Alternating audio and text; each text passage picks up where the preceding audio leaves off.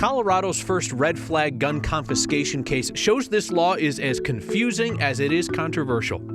We learned something important today about the mystery drones, something specific to look for. Investigators say a political conspiracy theorist was planning a child kidnapping in the suburbs. And the no parking signs that appear without warning. Do you have to obey them? Let's find out next.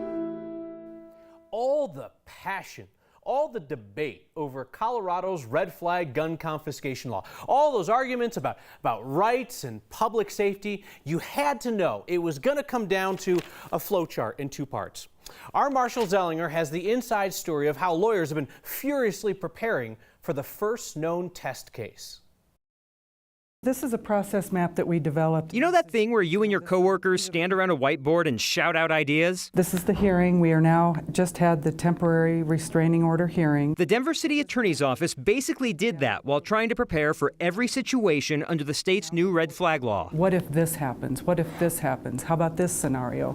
And it was a months-long process of brainstorming various scenarios that could happen. Scenarios like we detailed on Friday, a domestic violence case at the end of last year. A man turned over 2 guns to Denver police as part of the domestic violence investigation. But since no charges are going to be filed, the guns need to go back to that person. But DPD says there's been a credible threat because he made suicidal statements, and police don't want to give the guns back just yet. This whole law is put in place to protect individuals from harm to themselves or others. What makes this red flag case unique is that police already have the guns, instead of what might be more of a typical scenario where they're seeking a judge to order the person to turn in their guns. I don't think it would serve the purpose of the law to return it and then try to retrieve it again. There's another scenario that is not yet mapped out on this flowchart, and it really concerns the city attorney's office. A scenario where a judge in Denver approves the removal of someone's guns, but that someone lives in a different county. The person who has the guns could live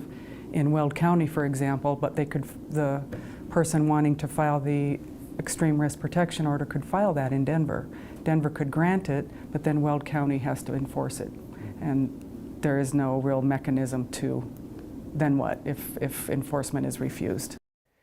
This is what happens after lawmakers pass a bill and then it gets to it's like your boss. Your boss puts something into play and then it's like, oh, I have to implement this. It's the if yes, move here, if no, move here, and it goes on and on and on, Kyle. And like we finished that story with, it does not take into account if it starts in one county but relies on another county to enforce it.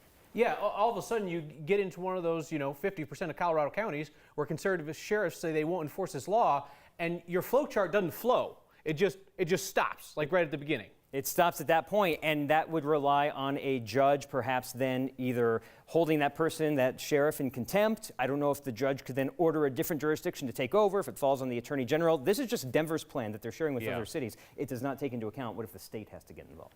Overflow, one might say. Thank you, Marshall. The Great Plains Great Drone Mystery is taking an interesting turn today. If you believe the government agencies that came out and spoke this morning, the FAA, the military, the local law enforcement officers, if you believe that they're telling the truth, that they are truly in the dark about those large drones flying grids over Colorado and Nebraska, then whoever is running that operation, running the drones, they are openly breaking the law and defying demands to reveal themselves.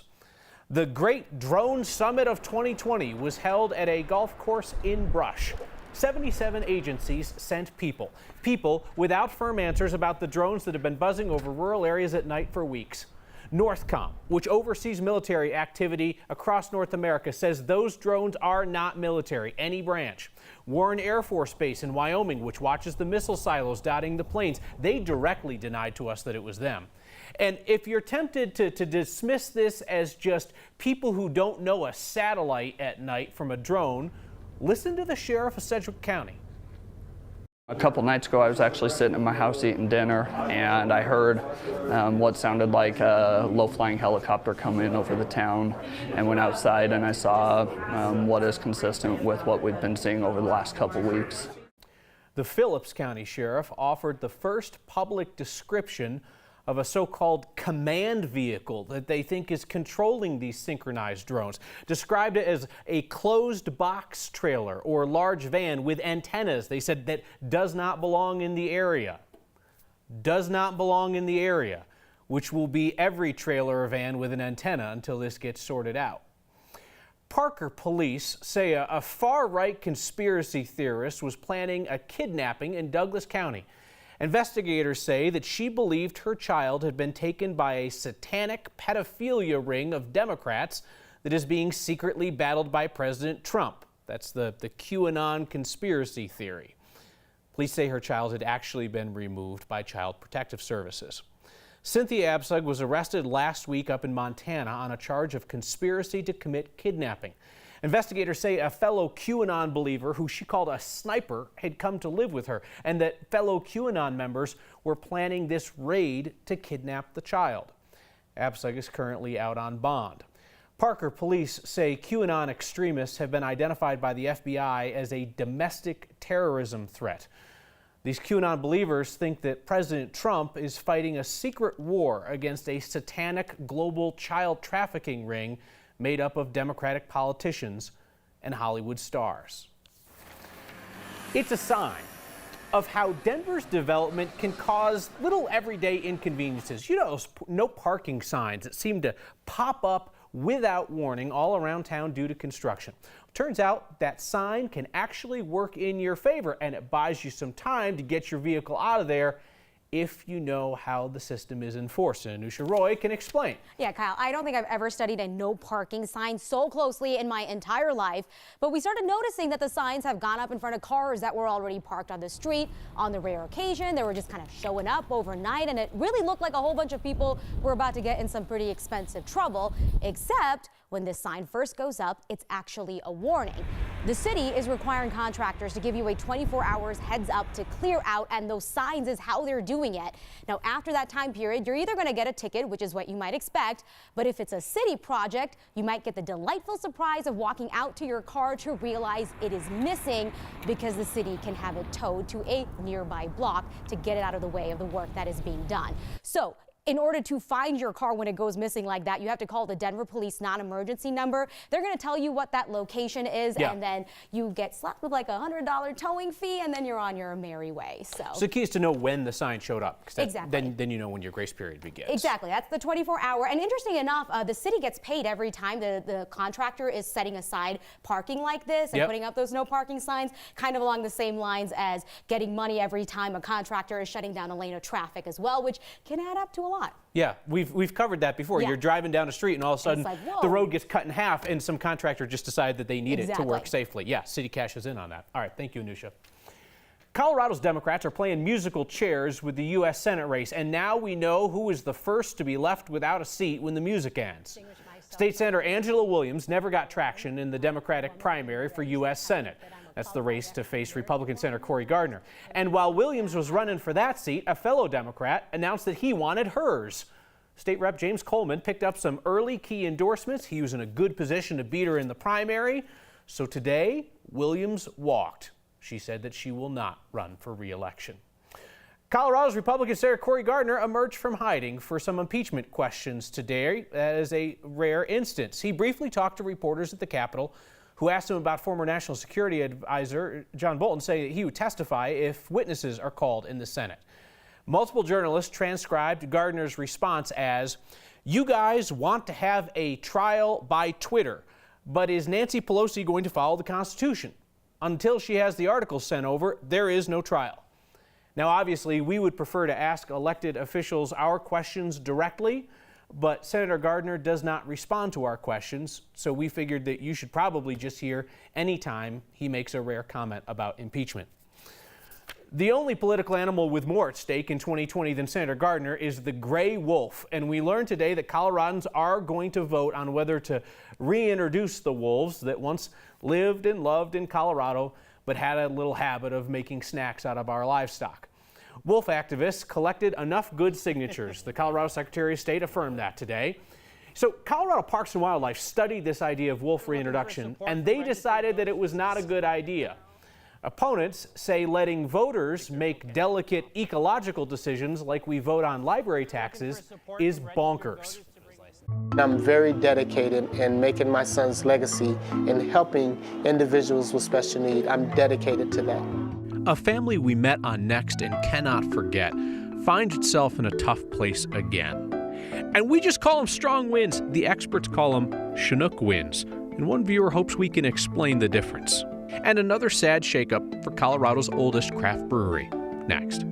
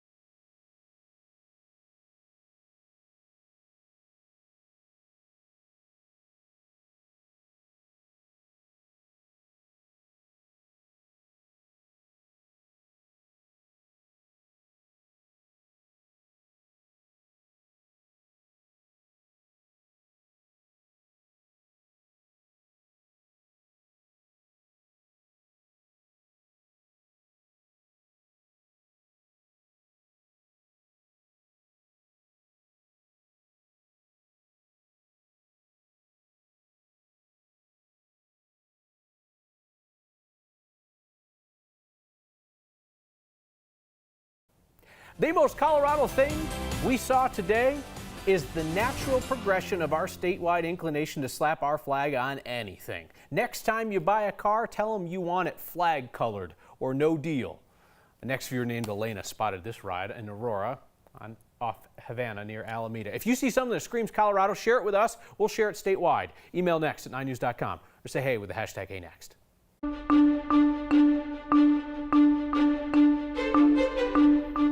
You're just about through your Monday, and the winds are finally starting to ease for some areas. Downtown Denver, a little calmer, quieter, but a chilly day. Temperatures seasonal in the 40s, but after 60s on Saturday, you definitely felt the chill in the air. And the pressure gradient easing as the latest trough moves into the Midwest. High pressure rebuilds ahead of the next weather maker. And as the low and high come together and that gradient tightens, the wind will return.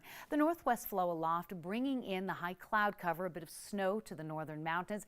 But tonight, the winds will shift out of the west-southwest and then go northwest. Calmer in Denver and along the I-25 corridor, but still very blustery from Nederland up to Fort Collins into Cheyenne and Red Feather Lakes, where high wind warnings may be reinstated again tomorrow. Less wind in the city, fair skies and 24 tonight, but the wind continues west of town. Mid-50s for the next couple of days, a nice warming trend ahead of a mountain storm on Wednesday. 20% chance of snow in Denver late Thursday into Friday. Friday clearing and cool. The weekend looks dry. Next storm I'm tracking comes Sunday into Monday of next week. And beautiful sunrise and sunset shots coming in on our digital network tonight. We thank you. Our next question comes from a viewer named Tom, curious about whether the strong winds we've seen lately are considered Chinook winds. He was wondering what makes a Chinook wind different. So we asked meteorologist Kylie Burse. Today's wind is actually considered a Bora wind because it's coming from a more northerly direction. Bora wind has more to do with pressure systems, where Chinook winds happen because of mountainous terrain. Here in Colorado, we've got those gorgeous east-facing foothills, so when we have a wind that comes straight in from the west, those winds race down the side. Here's what happens. When the wind goes down a mountain, the air warms and loses moisture. On average, air warms about 5.5 degrees for every 1,000 feet. Because they're so warm, sometimes they're called snow eaters. They can melt a foot of snow on the ground in just one day. If there isn't any snow to melt, they can dry out vegetation, and that's why they're especially dangerous when it comes to fire danger. Why do we call them Chinook winds? Well, they're actually named for the Native American people who live in the Pacific Northwest, where the air mass originates. And we're not the only one with wind like this. You've probably heard of the Santa Ana winds in California during fire season, and in Switzerland, when wind goes down the Alps, it's called the fun winds. Fun winds. All right, put our next team to work answering your nagging questions about Colorado, anything about it, or we settle a bet between you and somebody you know. We'll get the answer. Our contact information never changes. You know how to find us. It's on the other side, wasn't it? I pointed to the wrong side. How long have we been doing the show? I point to the wrong side. Boulder Beer, Colorado's oldest craft brewery, is having a sad sort of back and forth decline these days. Announced that they're going to close their brew pub on January 18th. The owner posted on social media about an opportunity to sell the building. Perhaps you remember Boulder Beer initially announced in October that it was going to end distribution, so it wouldn't be in stores anymore. You could only get it there at the pub. And then last month, another shift, they agreed to let Sleeping Giant Brewing Company in Denver brew and package their beer for them, so you would be able to get it everywhere. And now, with the closing of the pub, that will be the only place where you can have Boulder Beer. The owner did say that a future location isn't out of the picture. My son was on to something, and you know, he knew exactly what he was saying, and he knew exactly what he wanted, and I'm glad that we were able to provide it. A father who promised here that he would carry on his son's legacy admits he's going to need some help. And the snow can excuse a lot of bad parking, but I'm not sure that's the case here. That's next.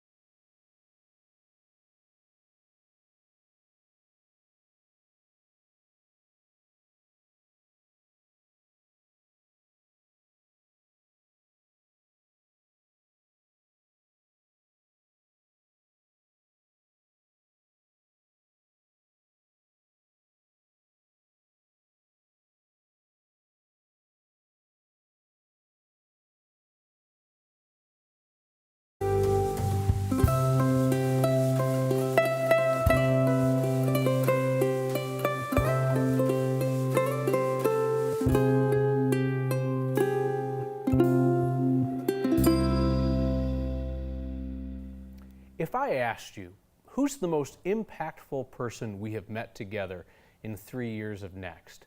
I'm guessing more than a few of you would say Seb Holliday and his father. We met them in early 2018. Seb's father wanted to create a recreation center where young people of all physical ability levels could play together. Keithan called his son his hero. Seb told us that his dad was his best friend. Seb's rec center was created in Aurora, and Seb passed away in June of 2018. Today, his father was honest with us about the cost of keeping up his son's legacy. This is a typical Monday. I won't be on television doing my curls. Oh, well, get the curl bar. We are catering to a lot of individuals with special needs. This is my son's legacy. His goal was to create a facility dedicated to people like himself, which was disabled. The center is for everyone, but we cater to people with special needs. Get strong, baby. We need help. We need a grant writer. We need people that are interested, or organizations that are interested in supporting the disabled community, so that we can have my son's legacy to continue, so that we can continue to help other people that are in need for a place to go for recreation. High five. And I'm at a point now to where I really need the help, because my funds, I'm not rich, and my funds won't last forever. Hi, Mom. Hi, Dad. High five, buddy. Good job. It's a need. It's not something that I'm trying to be rich. If I'm gonna be rich, it's rich in helping people. That's what I want to be rich in. How many people can I help before I pass away? The same thing my son wanted. How many people can he help before he passed away? Oh, well, my son was on to something, and you know, he knew exactly what he was saying, and he knew exactly what he wanted. And I'm glad that we were able to provide it. Okay. Have a good day. Bye. See you soon. All right, I'll be here. Bye. I'll see you, ma'am. This article on 9news.com has details about the effort to keep Seb's Rec Center alive. Next, viewers are strongly divided about whether one story in this newscast was a story at all. And a viewer's ear caught something important, or was it impotent? There is a difference, I guess, and that's next.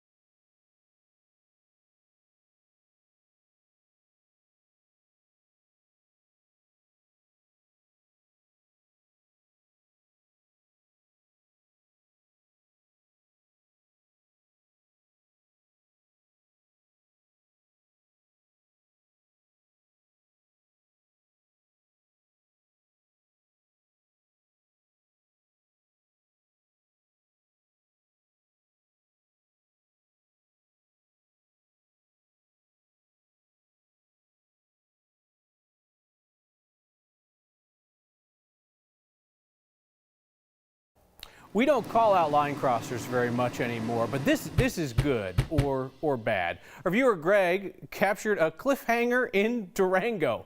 There's some regret involved in this, some regret and some lack of skill. Keep the pictures coming. We have a high bar for these days, but that guy crossed both the bar and the cliff.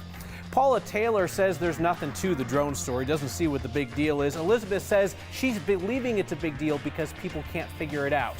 And I think that's where I am on this one right now. See you next time.